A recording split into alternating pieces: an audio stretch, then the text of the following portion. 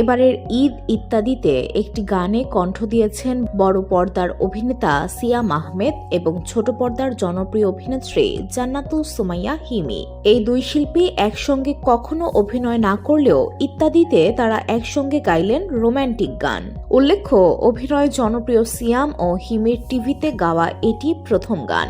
বলা যায় এই গানটির মাধ্যমেই এই দুই অভিনয় শিল্পীর কণ্ঠশিল্পী হিসেবে আত্মপ্রকাশ ঘটল। গানটির কথা লিখেছেন কবির বকুল, সুর ও সঙ্গীত করেছেন Imran Mahmudul.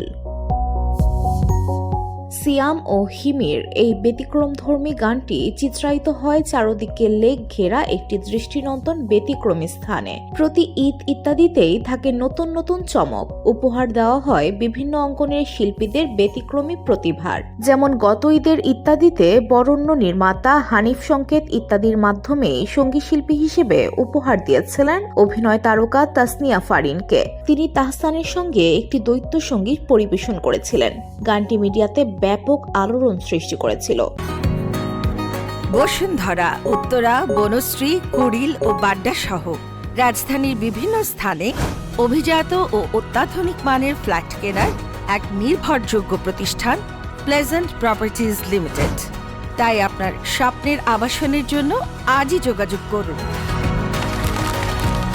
Pleasant properties limited, where destiny matches eventually.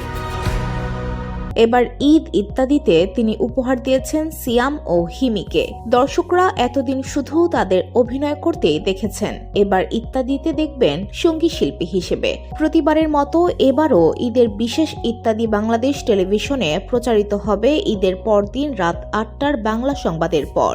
ইত্যাদি রচনা, পরিচালনা ও উপস্থাপনা করেছেন হানিফ সংকেত। নির্মাণ করেছে ফাগুন অডিও ভিশন।